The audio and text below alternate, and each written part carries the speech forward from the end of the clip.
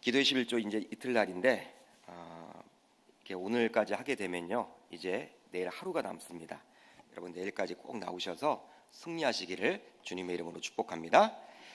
저는 이 하나님의 계시의 말씀을 가지고 또 다른 탕자 이야기란 제목으로 좀 은혜를 나누고자 합니다. 우리들은 보통 누가복음 15장을 바라보면서 아버지의 마음을 아프게 한 둘째 아들을 떠올리며 그 둘째를 가리켜 보통 탕자라고 이야기를 합니다. 실제로 그 탕자에게만 온통 집중을 하고 있고 말씀을 전하기도 하고 묵상하기도 하는 것이 현실입니다. 실제로 우리가 오늘 보고 있는 개역개정 성경을 보더라도 이 비유를 가리켜서 잃어버린 아들의 비유다라고 이야기를 해요. 누가복음 15장을 보게 되면 세 가지 비유가 나오는데 첫 번째 비유가 무엇입니까? 잃어버린 양의 비유. 두 번째 비유가 무엇입니까? 잃어버린 드라크마의 비유. 세 번째가 무엇입니까? 우리가 지금 살펴보고 있는 잃어버린 아들의 비유라고 하는 것이죠. 그러니까 잃어버렸다라는 거예요. 잃어버렸다. 여러분, 잃어버린 아들의 비유. 그래서 보통 탕자의 비유라고 이야기를 해요. 그러나 오늘 보면 11절을 자세히 보십시오. 15장 11절을 자세히 보시면 이렇게 시작을 하죠. 어떤 사람에게 두 아들이 있었는데 라고 시작을 합니다. 여러분, 아들이 지금 몇 명이라고 나와 있습니까? 우리는 온통 둘째에게만 집중을 하고 이 둘째 나쁜 놈, 이렇게 여러분 결론을 내리는데 오늘 이 성경을 보게 되면 아들이 2명 있다라고 분명히 이렇게 밝히고 있어요. 그러기에 우리가 오늘 본문에서 놓쳐서는 안 되는 인물이 바로 누구냐면 장남입니다. 큰아들이죠. 큰아들에 대해서도 우리 주님은 할 말이 있기에 그의 존재를 기록해 놓고 있다라는 거예요. 그냥 오늘 본문을 읽다 보면요, 차남인 이 둘째는요 하도 직접적으로 직설적으로 아버지가 싫다고 하면서 아버지 품을 떠나갔기 때문에 굉장히 못된 놈으로, 그리고 우리가 그냥 이렇게 닮지 말아야겠다, 그렇게 결론을 내리는 경우들이 많이 있어요. 예, 못된 놈이 맞습니다, 여러분. 예, 둘째가 여러분 그렇게 했죠. 아버지의 마음을 아프게 한 것은 사실입니다. 그렇다면 둘째에 비해서 장남은 어떠한 모습으로 비춰지고 있는 것입니까? 장남으로서 아버지의 집에 같이 거하면서 아버지께 순종하는 모습으로 그려지죠. 그러기에 우리는 역시 장남이구나. 야, 차남보다는 역시 장남이야. 여러분, 예전에 우리 어르신들이 그런 말을 많이 하잖아요. 장남 같다. 역시 장남이야. 장남밖에 없어. 그렇게 말하는 것처럼 생각할지도 모르겠어요. 동생이 떠난 상황이기에 아버지를 돌보며 책임감이 강한 사람으로 그려지기도 합니다. 그러게 둘째와 비교해서 큰 아들은 다소 의로운 사람으로 보여지기도 하는 거예요. 그러면 혹시 둘째와 같은 타락한 사람, 이 탕자와 비교하고자 의도를 가지고 우리 주님은 큰아들을 기록하고 있는 것일까요? 저는 오늘 본문의 내용을 통해서 왜 우리 주님이 큰아들을 기록하고 있는지 한번 살펴보려고 해요. 25절부터 큰아들에 대해서 기록을 하고 있는데, 큰아들은 아버지가 그렇게 기다렸던 동생, 이 동생이 돌아왔다라는 그 소식을 한 종을 통해서 듣게 됩니다. 알게 되었죠. 그러니까 자신이 밭에 나가서 일을 하다가 집에 돌아왔어요. 집에 돌아오니까 평소와는 달라졌습니다. 평소에는 동생이 이제 집을 떠난 이후로 집이 거의 침묵 모드였거든요. 아버지가 식사도 잘 하지 못하고 아버지가 항상 근심으로 인해서 밝아지질 못했습니다. 집이 어둡고 현실이 그랬어요. 항상 아버지 눈치를 봐야 하고, 그러니까 아버지 마음이 기쁘지 못하니까 그렇게 보냈던 나날들이었는데, 갑자기 집에 돌아왔는데 이게 웬일입니까? 집에서 풍악과 춤추는 소리가 들려지는 거예요. 그러게 한 종에게 어떤 일이 일어났었는지 낮에 물어봅니다. 그리고 그 종을 통해서 동생이, 아버지가 그렇게 기다렸던 그 동생이 자신의 집으로 돌아왔음을 알게 돼요. 보통 이런 상황을 맞이하게 되면요, 정상적인 사고를 가진 사람이라면 어떻게 반응을 해야 될까요? 여러분들이 정상적인 사고를 가졌다라고 생각을 해보십시오. 어떻게 반응을 하는 것이 옳을까요? 물론 자신의 입장에서는 동생이 미울 수도 있을 것입니다. 그렇게 자신의 분깃을 챙겨서 아버지의 품을 떠나버린 동생이 원망스러울 수도 있을 거예요.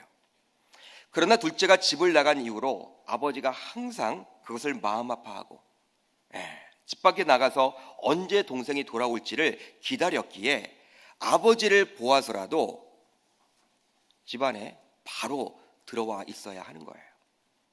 여러분 그렇지 않겠습니까? 나는 동생은 싫어요. 어떻게 그럴 수가 있느냐? 동기니까, 형제지간이니까 말도 되지 않는다. 미워할 수는 있겠지만 누구를 봐서? 아버지를 봐서 집안에 바로 들어와야 해요. 한마디로 동생을 봐서가 아니라 아비를 봐서라도 바로 들어와야 했죠. 동생을 보면 참 얄밉기도 하지만 아버지를 봐서 들어와야 했습니다. 그런데 오늘 본문에 나타난 큰 아들은 어떤 행동을 보이고 있습니까? 28절을 보면 나오는데 그가 노하여 들어가고자 하지 아니하거늘. 노했다라고 나와 있습니다. 화가 난 거예요. 화가 나서 들어가지 않습니다. 아버지는 둘째가 자신의 분깃을 가지고 먼 나라에 간 것 그 자체가 가장 마음 아팠어요. 가지고 갔던 전 재산을 허랑방탕하게 날린 것, 그것도 물론 마음 아프지만 그것보다 더 마음 아픈 것이 무엇입니까? 자신의 품 안을 떠난 것, 자신의 품에서 떠난 것, 집을 나간 것이 더 마음 아픈 일이에요. 그게 항상 마음 쓰였죠.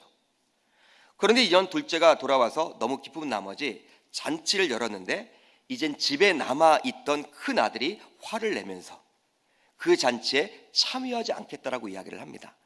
그리고 집안에 들어오지 않겠다라고 이야기를 하고 있는 거예요. 여러분 이것은 무엇을 뜻할까요?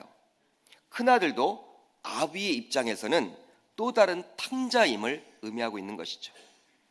또 다른 탕자라는 거예요. 아비 입장에서는. 둘째가 자신의 분깃을 가지고 집을 떠나 먼 나라에서 허랑방탕하게 낭비함으로 탕자가 되었다면 큰아들은 집에 남아 있었지만 고상한 탕자의 모습으로 남아 있었던 것입니다. 여러분 그렇다면 오늘 비유에 나타난 큰아들과 둘째는 각각 누구를 나타내는 것일까요? 어제 우리가 살펴봤죠? 이 작은 아들에 대해서 살펴보면서 이 작은 아들은 누구를 뜻한다고 이야기를 했습니까? 바로 세리와 주인들을 가리킨다라고 이야기를 드렸습니다. 그러면 큰 아들은 누구를 가리킬까요? 15장 2절에 나와 있는 대로 바리새인과 서기관들을 말합니다. 바리새인들과 서기관들을 말하는 거예요. 그들은 예수님이 주인을 영접하고 음식을 같이 먹는다라고 수군거렸던 유대 종교 지도자들이었습니다. 말이 많았죠. 그리고 소위 뒷담화를 많이 했던 사람들이에요. 뒷담화. 하지 말아야 돼. 예수님이 이렇게 주인들과 식사를 한다고. 말도 되지 않는다고. 그런 여러분 계속 그런 일들을 반복해서 했던 사람들이 바로 종교 지도자였던 당시 이 바리새인과 서기관들이었다. 예수님은 이런 바리새인과 서기관들을 향해서 비유의 말씀을 주심으로 그들이 깨닫기를 원했던 것이죠.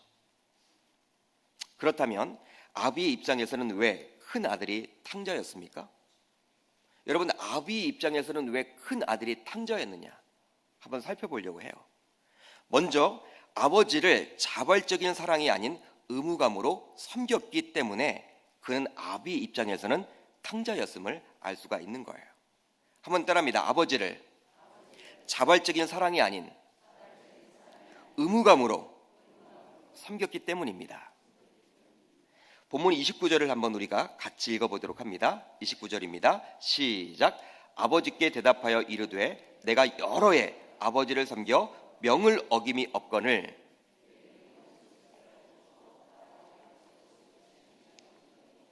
아멘. 이 본문에서 눈에 띄는 구절은요, 내가 여러 해 아버지를 섬겨 명을 어김이 없거늘, 이 부분이에요. 아마도 둘째가 집을 나간 이후에 큰 아들은요, 아버지의 집에 거하면서 아버지를 섬겨왔던 것 같습니다.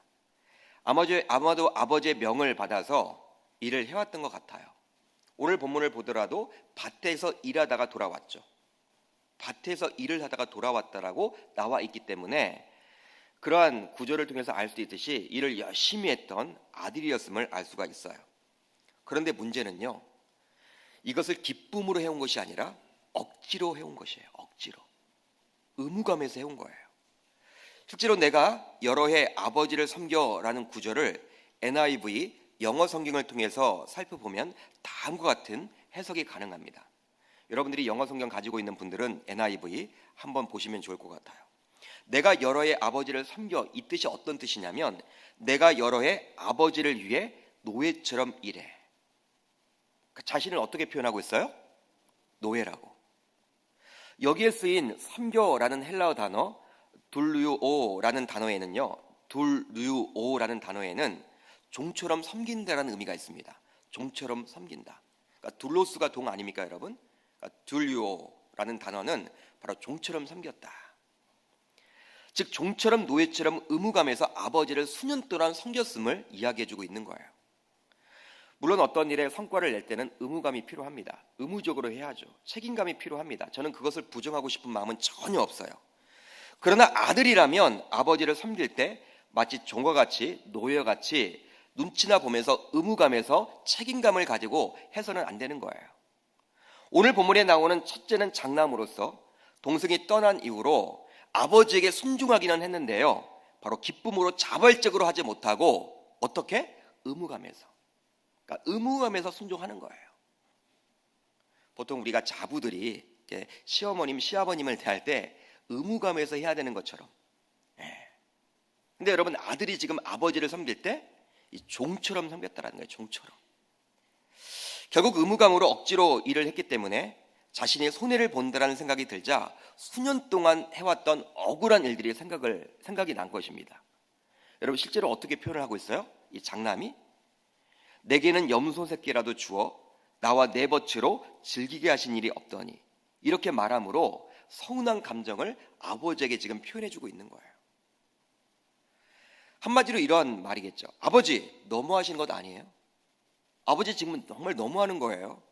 저는 노예와 같이 종과 같이 정말 아버지가 시키는 대로 수년 동안 다 해왔는데, 시키는 것은 다 했는데 뭐든지 왜 저에게는 염소 새끼조차 주어 내 친구와 즐기도록 한 일이 없는데, 이 동생은 뭡니까? 허랑방탕하게 창녀들과 함께 허랑방탕하게 다 낭비해 놓고 그냥 거짓골로 다 왔는데, 어떻게 이 동생을 위해서 송아지를 잡고 잔치를 벌고 어떻게 풍악을 울리고 이렇게 할 수가 있는 것입니까? 너무 섭섭합니다, 아버지. 이렇게 큰아들은 말하고 싶을지도 모르겠어요. 이런 내용이겠죠. 비교하고 있는 거예요. 그렇다면 왜 큰아들은 의무감에서 아버지를 섬겼을까요? 왜 그렇게 변했을까요? 왜 그러한 모습을 보일까요? 바로 큰아들은 아버지가 누구인지 정확하게 알지 못했기 때문입니다. 아버지와 아들의 관계는 직장 상사와 아랫사람과의 관계가 아니죠. 그건 달라요, 여러분. 아버지와 아들은 피로 맺어진 혈연 관계입니다. 끊을 수가 없는 관계죠. 그러기에 사랑의 관계로 맺어져 있어요. 그러나 이 큰아들은 마치 아버지와 아들과의 관계를 사랑의 관계가 아닌 직장에서 상사와 부하와 맺어진 그 관계, 바로 공로로 여겼다라는 거예요. 공로 관계로. 사랑의 관계가 아니라. 여러분, 직장에서는 부하들이 일을 열심히 해야 되겠죠. 상사의 눈치를 봐야만 합니다. 그리고 상사에게 인정을 받으려면 일을 열심히 해야 돼요. 노력을 해야 돼요. 성실해야 돼요. 그리고 뿐만 아니라 이 상사에게 잘 해야지만 상사의 여러분 눈에 띄는 거예요. 여러분, 공로가 아주 중요하죠. 노력이 아주 중요하다는 거예요. 그런데 이 큰아들은 마치 직장에서 중요한 공로를 자신과 아버지의 관계에서도 접목을 시켜버려요. 그걸 여러분 끄집어와요. 그러다 보니 사랑은 사라지고 의무만 남게 된 것입니다. 아마도 큰아들의 입장에서는 동생이 돌아왔을 때 그를 받아들인 아버지의 모습을 이해할 수가 없었을 거예요. 아버지가 싫다며 떠난 둘째를 아버지가 용서해서는 결코 안 되는 것이죠. 자신과 같이 아버지의 명을 받들어 섬겨온 자만이 아들이라고 칭함을 받을 수 있는 거예요. 아버지가 싫다고 떠난 그 아들은요, 아들이 아닌 거예요. 자신만 아들이지. 왜? 수년 동안 섬겨왔기 때문에. 그러니 아버지가 둘째를 위해서 살찐 송아지를 잡고 잔치를 여는 것을 용납할 수가 없었던 것입니다. 말도 되지 않는 거예요. 여러분, 오늘 본문에 나오는 큰 아들은요, 아버지와 아들과의 관계는 공로로 맺어져야 한다라고 이해를 했습니다. 그렇게 생각을 했던 거예요. 공적이 있어야 한다라고 공적이 있어야만 한다라고 생각을 한 것뿐이에요. 그러니까 은혜와 사랑보다는 공적인 것이 중요하다라고 여겼던 거예요. 내 노력이 중요하다. 내가 열심히 해야지 뭐. 내가 열심히 하는 것이 중요하지 뭐. 이것은 예수님 당시 바리새인과 서기관들의 생각이었죠. 그들의 생각이었습니다. 하나님과의 관계에 있어서 바리새인과 서기관들은요, 사랑과 은혜보다는 율법에 대한 순종이 중요했습니다. 율법을 얼만큼 잘 지키느냐, 그것이 중요했던 거예요. 세리와 주인들은 율법을 지키지 않기 때문에 하나님의 자녀가 결코 될 수 없고 구원을 받을 수 없다라고 여겼던 거예요. 예수님은 이러한 바리새인과 서기관들의 생각을 깨트리고자 오늘 본문 이 비유를 통해서 그들에게 지금 말을 하고 있는 거예요. 너희들 잘못됐다. 너희들이 정말 잘난 게 아니다. 너희들이 잘못 생각하고 있다. 그걸 지금 계속해서 꾸짖고 있는 거예요. 사랑하는 계명교회 성도 여러분, 우리도 신앙생활을 해오면서 혹시 큰아들과 같은 마음을 가지고 있지는 않습니까? 아직도 하나님과의 관계에 있어서 사랑과 은혜보다는 율법이 먼저 떠올려지지 않습니까? 물론 율법 그 자체는 나쁜 것은 아닙니다. 나쁜 건 아니에요. 그런데 바리새인과 서기관들의 문제는 율법주의에 매몰되어서 율법지로 흘러서 율법을 지키지 않으면 하나님의 자녀가 될 수 없다라는 데 있었다라는 거예요. 그것이 문제였죠. 이제 아버지는요, 둘째가 스스로 돌이켜 돌아오자 아들로 받아들입니다. 시간을 끌지 않아요. 둘째가 여러분 회개하고 이제 자신의 죄인이라고 인정을 하자 어떻게 해요? 그냥 받아들여요. 그냥 내가 생각해 볼게. 내가 일주일 동안 생각해 보자. 그렇게 말하고 있지도 않아요. 바로 그 자리에서 어떻게 합니까? 바로 아들로 인정을 해버려요. 그러나 큰아들은 둘째를 동생으로 받아들이기 싫다라는 의미로 30절을 보면요, 동생을 가리켜 이렇게 이야기를 합니다. 이 아들이 돌아오매. 이 아들이 돌아오매. 영어 성경을 보면 이 부분을 어떻게 설명할 수가 있느냐? 당신의 아들이 돌아오매. 여러분, 당신의 아들이라고 표현을 합니다. 아버지에게. 자신의 동생인데 내 동생이 돌아오매라고 표현하고 있지 않아요. 이름을 부르지도 않아요. 그렇게 여러분 누구라고 표현해요? 남처럼. 당신의 아들. 여러분, 아버지가 아버지지 당신이라고 이야기를 했다는 것은요, 역시 지금까지 종처럼, 자기가 종이라는 거예요. 종. 이 아버지가 누군지를 정확하게 몰라. 여러분, 이것이 이 큰 아들의 문제였던 거예요. 아버지가 여러분 정확하게 누구인지 모르기 때문에 아버지, 아들이 이렇게 말도 못하고 당신의 아들. 여러분, 당신이란 표현은요, 그렇게 여러분 뭐 정가운 표현은 아니잖아. 정겨운 표현은 아니잖아요. 이 공적인 표현이잖아요. 당신. 남을 이야기할 때 당신이라고 지칭하지 가족 간에 당신 이렇게 이야기하고 있지 않거든요. 당신의 아들이 돌아오매. 그러니까 자신의 동생으로서는 죽어도 인정하기 싫다라는 표현이에요. 내 동생 아니라는 거예요. 아버지에게 당신의 아들이라고 표현한 큰아들의 모습을 통해서 공로주의, 즉 노력에 대한 큰아들의 신념을 엿볼 수가 있는 것이죠. 내가 열심히 해야지. 의무감. 혹시 우리들 가운데서도 교회 내에서 직분자로, 또 맡은 직책이 있는 자로, 그리고 모태신앙과 같이 오랫동안 신앙생활을 해온 분들 가운데서도 신앙생활을 기쁨이 아닌 그냥 의무감에서 해오는 분들이 있지 않으십니까? 주일에 예배당에 나올 때도 의무적으로 나와서 예배하고 있지는 않으세요? 주일날? 교회에서 사역을 할 때도 기쁨보다는 교회에서 맡겼으니까 빨리 1년만 지나가라. 아유, 연말만 되라. 이런 마음을 가지고 의무적으로 책임감으로 하는 분들이 있지 않으십니까? 그런 분들이 설령 있다면 우리는 교회 내에 머물러 있지만 오늘 본문에 나온 큰 아들과 같이 고상한 탕자일 수도 있다는 거예요. 아버지 입장에서는, 하나님의 입장에서는 고상한 탕자는 타인에게는 탕자가 아닌 누구보다도 책임감이 있고 성실하게 보이는 의로운 분처럼 보이지만 아버지에게는 탕자였던 거예요. 왜요? 그 아버지, 그 관계를 몰랐기 때문에, 놓쳤기 때문에. 책임감으로 사역을 하고 의무적으로 예배하면 다른 동역자들은요, 그 사람을 가리켜 야, 믿음이 좋다. 야, 어떻게 그렇게 책임감이 강해? 의무적으로 잘한다. 맡기면 그 사람은 끝내줘 일을.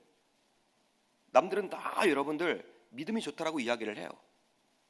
그러나 하나님에게는 그 사람이야말로 탕자일 수 있다라는 거예요. 저와 여러분들 모두 의무적으로 책임감으로 신앙생활을 하지 않기를 바랍니다. 어떻게 해야 돼요? 기쁨으로, 자발적으로, 감사함으로. 여러분, 하나님이 우리를 선택하셨잖아요.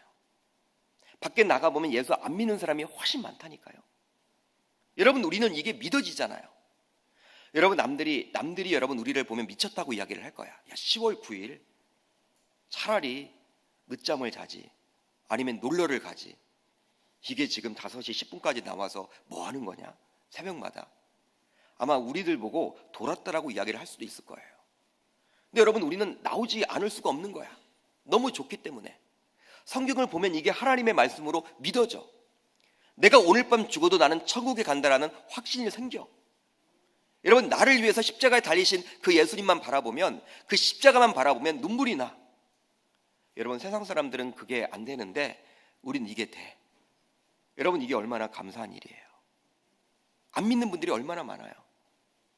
저는 여러분들 이 말씀을 전할 수 있는 특권이 주어졌다는 이것 때문에 너무나 기뻐요. 그냥 여기서 강단에서는 죽고 싶은 마음이 있어요. 말씀 전하다가. 여러분, 이게 얼마나 영광스러운 일이에요. 우리가 이 자리에 나와 있다는 것 자체가. 제가 여러분 앞에 서두에 기도할 때도 이야기를 했지만, 북쪽으로 70km만 가면요 북한이잖아요. 북한은 예배를 못해요. 이렇게 목사님이 선포하고 싶은 말씀을 제대로 선포 못해요. 다 검열을 해요. 공산당이 여러분 적어준 것만 읽어야 돼요. 그거 교회가 아니죠. 여러분, 우상이 있잖아요. 여러분, 이게 얼마나 큰 자유입니까? 여러분, 얼마나 자발적으로, 이게 얼마나 큰 감사입니까? 큰 기쁨입니까? 우리가 여러분 교회에서 예배를 하고 어떤 사역을 하고 또 교회에서 하는 모든 것들 가운데 우리 교회 내에 머물러 있을 때 여러분 억지로 의무감에서 책임감으로 하는 것이 아니라, 오늘 나와 있는 이 장난과 같이 책임감, 의무감이 아니라, 종으로서 하는 것이 아니라 아들로서, 자녀로서 기쁨으로, 감사함으로 감당해 나아갈 수 있기를 주님의 이름으로 축복합니다. 다음으로 아버지의 깊은 마음을 이해하지 못했기 때문입니다. 그러니까 이 큰아들은요, 아버지의 깊은 마음을 이해하지 못했기 때문에 아버지 입장에서는 이 큰아들이 무엇이다? 탕자였다라는 거예요. 본문 31절로 32절을 우리 보면, 같이 보면 우리 읽습니다. 31절 32절 시작. 아버지가 이르되 예 너는 항상 나와 함께 있으니 내 것이 다 내 것이로되 이 내 동생은 죽었다가 살아났으며.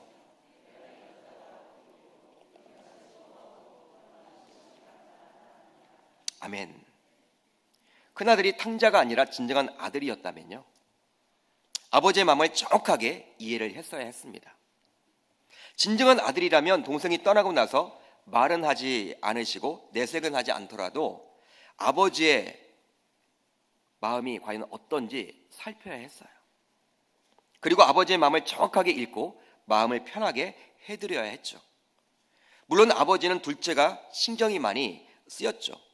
집을 나간 이후로 둘째가 걱정이 되어서 밥을 먹어도 먹은 것 같지 않습니다. 좋은 것을 여러분 앞두고 있으면 둘째가 자꾸 이렇게 밟혀요, 눈에. 이게 여러분 부모의 마음이잖아요. 부모의 마음. 우리 부모님도 이렇게 생존에 계시지만 제가 여러분 장남입니다. 아들 삼형제 장남이에요. 다 결혼을 했고 손주들이 다 있습니다. 그렇지만 이렇게 추석이나 설날, 명절 때 못 모일 때가 있잖아요. 직장 때문에. 동생들은 다 직장 생활을 하다 보니까. 그러면 여러분 추석 명절이나 이렇게 설 명절 때 항상 여러분 그게 밟히시나 봐요. 같이 있으면 좋은데 지금 밥이나 제대로 먹는지 모르겠다. 이게 여러분 부모님 마음이잖아요. 부모님 마음이 그렇잖아요.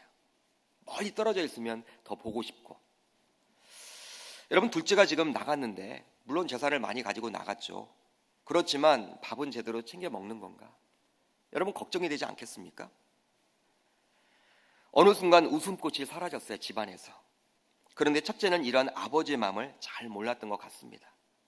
20절을 보면 둘째가 아버지께로 오고 있는데 아직도 거리가 멀리 떨어져 있음에도 불구하고 아버지는 그를 단번에 알아보고 달려가 측은히 여겨 목을 안고 입을 맞춥니다. 여러분, 매일매일 기다렸기 때문에 거리가 멀리 떨어져 있어도 아버지는 아들임을 단번에 알아채린 거예요. 시선이 여러분 어디에 가 있어요? 항상 여러분 이렇게 맨 끝에, 마을 맨 끝에 여러분 가 있는 거예요. 터벅터벅 걸어오고 있는 그 아들. 여러분, 아들인지 어떻게 알겠어요? 자신의 집을 나갈 때는 여러분 정장을 빼고 나가는데 완전히 거짓골로 지금 돼 있는데 딱 보니까 근데 아들이야. 그게 보였다라는 것은요, 이게 그냥 그날 우연히 나가서 딱 그냥 봤는데 아들이 돌아왔다는 것이 아니라 이 아들이 집을 나간 이후로 다음 날부터 아마 나갔을 거예요.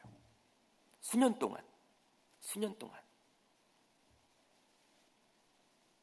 32절을 보면요, 이 내 동생은 죽었다가 살아났으며 내가 잃었다가 얻었기로 우리가 즐거워하고 기뻐하는 것이 마땅하다라고 말을 합니다.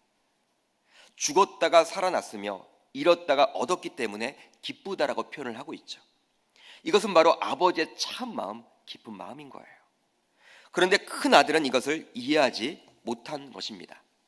오히려 둘째가 옴으로 자신에게 돌아올 분깃이 작아질까 봐 그것이 염려가 되어 있는 거예요.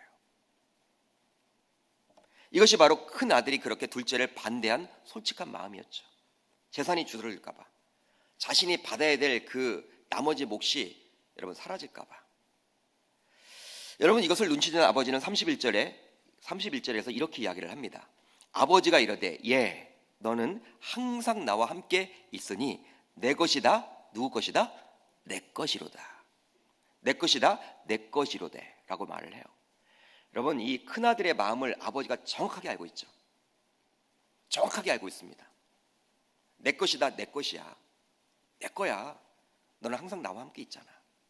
항상 나와 함께 있잖아. 그러니까 여러분, 아버지는요, 자신이 그냥 같이 있으면 그것이 여러분 최고인 줄 이렇게 생각을 해서 아들에게 말을 했지만 결국 아들은 욕심이 뭐예요? 아버지가 가지고 있는 그 재물이었던 거예요. 재물. 여러분, 둘째가 여러분들 그 재물을 가지고 간 것처럼 첫째죠, 여러분 무엇 욕심을 내고 있습니까? 아버지 그 자체가 아니라 아버지의 소유가 여러분 탐났던 거예요. 오히려 아버지는 탕자였던 둘째가 돌아와서 아들의 신분을 회복하게 되자 또 다른 아들인 큰 아들이 탕자가 되는 것을 경험하고 있는 거예요. 여러분, 참 이 아버지는 참 마음이 힘들겠죠. 힘들지 않겠습니까? 야, 둘째가 돌아왔는데 큰 아들이 탕자가 되어버렸네. 집에 들어오지 않겠다라는 거예요. 그런데 아버지는 역시나 큰 아들을 향해서도 둘째가 옴으로 염려하는 그 부분에 대해서 언급함으로 큰 아들을 배려하는 모습을 보입니다. 그러면서 큰 아들이 아버지에게 당신의 아들이라고 언급한 부분에 대해서 32절을 보시면요, 아버지는 큰 아들에게 어떻게 표현을 하고 있어요? 한번 따라합니다. 내 동생, 너의 동생이라고 표현을 해줘요. 그는 너의 동생이야. 관계 회복을 시킵니다. 이게 바로 아비의 마음인 거예요. 여러분, 아버지가 원하는 것이 무엇일까요? 부모님이 원하는 것이 무엇일까요? 용돈을 많이 해드리는 것? 해외여행을 보내드리는 것? 부모님이 가장 힘든 게 여러분 형제지간, 자매지간, 남매지간에 다투는 거예요. 육신의 부모도 그렇다면 하늘 아버지께서도 마찬가지죠. 유대사회 속에서 너희들은 다 선민인데, 선민이라고 하면 너희들은 다 선택받은 민족인데 여러분 이렇게 패가 갈려서 싸우고 있잖아요. 여러분, 죄인이라고 세리하고 정죄를 하잖아요. 그러니까 정죄하지 말라는 거예요. 바로 그들도 너의 동생이라고 이야기를 해주고 싶은 거예요. 그게 바로 우리 주님의 마음인 것이죠. 여러분, 교회 안에도 마찬가지입니다. 우리는 형제자매로 지금 다 만나 있습니다. 그렇다면 우리 주님의 가장 여러분들 힘든 게 뭘까요? 교회가 분열되는 거예요. 교회가 갈라지는 거예요. 여러분, 교회가 갈라지는 것은요 100% 사단의 여러분 계략입니다. 여러분, 현상적으로 볼 때는요 목사님이 잘못하고 장로님이 잘못하고 안수집사님이 잘못하고 그랬죠. 그것만 보이지만 결국 그 뒤에는 누가 있는 거예요? 사탄 마귀가. 왜? 하나님의 마음이 가장 아프기 때문에. 형제지간 자매지간에 교회가 분열되는 것, 저는 뼈저리게 느낀 목사예요. 아버지에게는 둘째도 그렇지만 큰 아들도 동일하게 아들이기 때문에 큰 아들을 달래는 그 모습을 오늘 본문을 두면 보여주고 있죠. 그런데 우리가 주목해서 봐야 할 부분이 나와 있어요. 우리 12절을 보면 나와 있는데, 아버지는 둘째가 자신의 분깃을 달라고 요구했을 때 이미 첫째에게도 분깃을 나누어 주었다는 사실이에요. 우리가 이걸 놓칠 때가 많이 있죠. 12절 하반절을 보면 이렇게 나와 있습니다. 우리 한번 자막을 통해서 같이 읽어봅니다. 시작. 아버지가 그 살림을 각각 나눠 주었더니. 할렐루야. 그러니까 둘째만 준 것이 아니라, 둘째가 여러분 달라고 했을 때 둘째만 딱 주고 둘째가 그걸 가지고 허랑방탕하게 다 낭비를 했지만 첫째도 이미 받았어요. 여러분, 지금 남아있는 것은 송아지를 잡고 잔치를 연 것은 누구 것을 가지고 한 거예요? 아버지 거. 여러분, 첫째는요, 요구할 것 없어요. 요구할 것 없어요. 자신도 이미 받았거든, 동일하게. 그런데 지금 어떻게 해요? 마치 자신의 것인 양, 아버지가 낭비했다라는 식으로 이야기를 하고 있다라는 거예요. 큰아들은 둘째가 돌아오므로 자신에게 돌아올 분깃을 걱정하고 있는 것입니다. 마치 손해를 본다고 생각을 합니다. 이것은 어쩌면 전도가 많이 돼서 교회에 사람이 많아지면 지금도 주차장도 복잡하고 식당도 복잡한데 더 불편할 것이라고 생각하는 것과 별반 차이가 없는 거예요. 사랑하는 계명교회 성도 여러분, 혹시나 우리들도 아버지의 정확한 마음과 뜻을 모르는 경우가 있지 않습니까? 저와 여러분들로 하여금 예수를 먼저 믿게 한 목적과 뜻은 무엇이 있겠습니까? 그분의 깊은 마음과 뜻을 모르고 아무리 열심히 기도하고 사역하고 신앙생활을 하더라도 큰 아들인 바리새인과 서기관들처럼 우리 주님에게 질책을 받을 수밖에 없다라는 거예요. 따라서 우리는 하나님 아버지의 깊은 마음을 알아야 하겠습니다. 그 아버지의 뜻과 마음이 무엇인지를 우리가 알아나가는 그 작업을 해야 하는 것이죠. 그게 바로 신앙생활이에요. 그분께서 과연 무엇을 원하시는지. 여러분, 이 기도의 11조에 나와서도 무엇을 여쭤봐야 돼요? 하나님, 이 10월달 저에게 10월달을 맡겨주셨는데 이 10월달을 맡겨주신 주님의 뜻이 무엇입니까? 주님의 의도가 무엇입니까? 9월 30일 날 내가 죽을 수도 있는데 나를 그냥 이렇게 10월달에 연장시켜 주신 목적이 무엇입니까? 그걸 물어봐야 하는 것이죠. 이제 말씀을 정리합니다. 올 우리는 또 다른 탕자인 큰아들이 왜 아버지에게 있어 탕자였는지에 대해서 살펴봤어요.